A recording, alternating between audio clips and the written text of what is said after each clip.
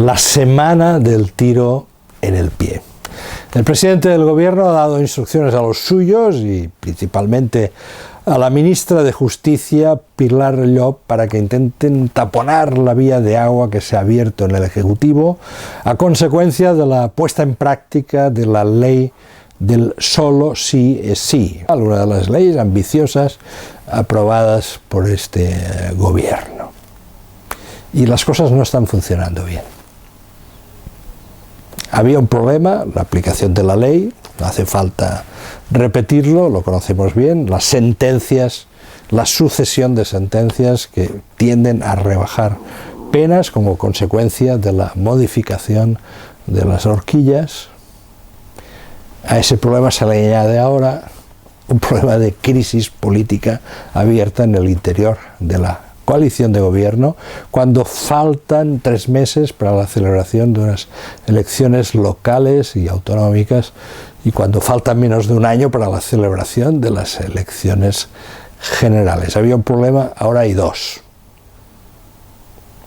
La impericia de la ministra de Justicia, Pilar Llop, ha sido notable esta semana y creo que hay que subrayarlo. La maniobra era clara. Se pretendía trasladar el siguiente mensaje a la opinión pública. La ley es bien intencionada, pero ha sido redactada por un grupo de gente con poca pericia. El Ministerio de Igualdad, formado por personas jóvenes con poca experiencia jurídica. El Partido Socialista, con experiencia de gobierno, con experiencia histórica, coge el problema, lo resuelve técnicamente, la responsabilidad por lo ocurrido queda sobre los hombros del equipo de Igualdad, de Irene Montero, y el PSOE aparece como el partido, la fuerza responsable que resuelve la situación de cara al futuro.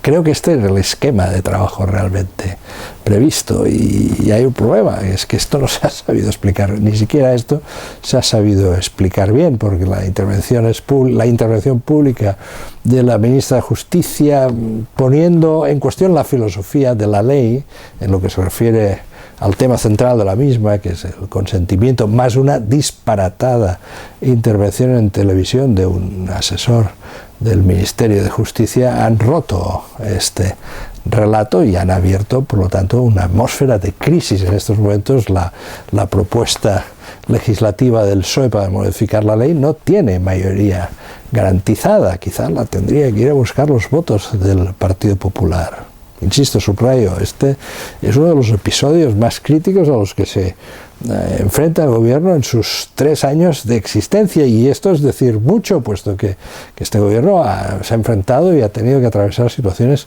verdaderamente muy complicadas: la epidemia, las consecuencias económicas de la guerra en Ucrania, una votación hace poco más de un año complicadísima sobre la reforma laboral, y sin embargo ha ido superando pruebas, ha logrado aprobar 3 presupuestos. No es fácil aprobar 3 presupuestos consecutivos, ha encontrado mayorías parlamentarias para hacerlo y ahora puede estar tropezando de manera muy grave en un asunto de verdadera sensibilidad social, que sin duda alguna no es fácil de resolver. La primera cuestión que hay que preguntarse, que muchas personas se plantean, es cómo se ha llegado hasta aquí. Bueno, se ha llegado hasta aquí porque esta no era una ley fácil, porque las reformas del Código Penal no son fáciles de llevar a cabo.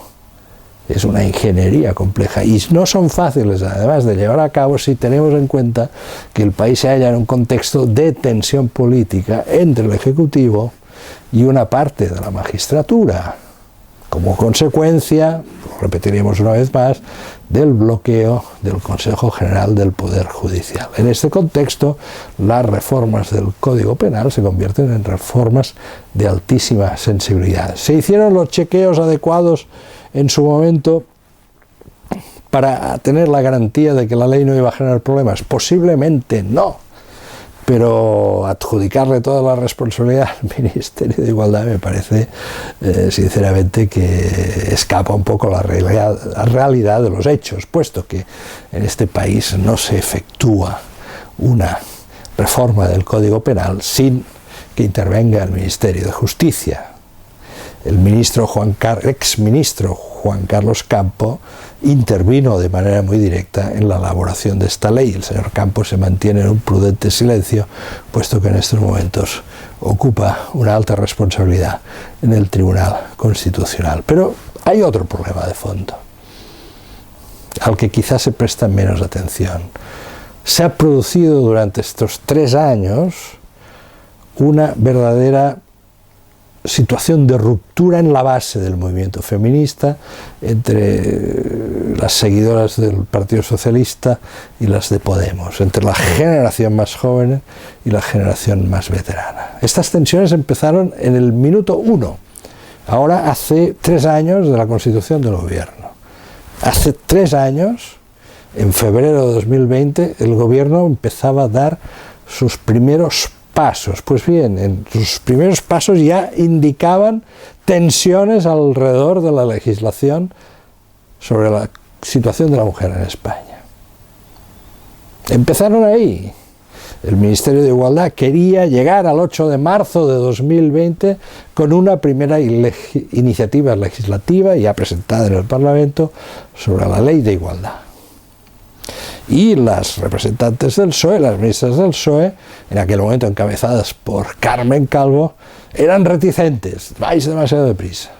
Las tensiones empezaron ahí y las tensiones no han hecho otra cosa que avanzar y hacerse cada vez más amplias y más profundas, con auténticos momentos de aversión, incluso en el orden personal. Creo que esos son 2 planos muy a tener en cuenta para interpretar la situación.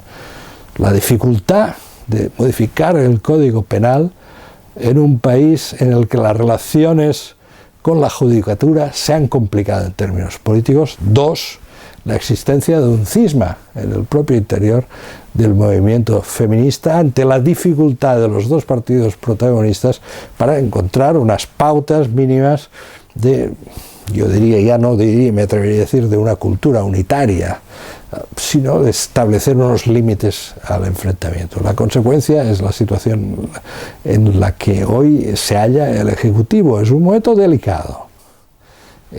Esta ley no hace caer un gobierno, pero esta ley puede transmitir la idea de que la actual mayoría parlamentaria está llegando a la fecha de caducidad.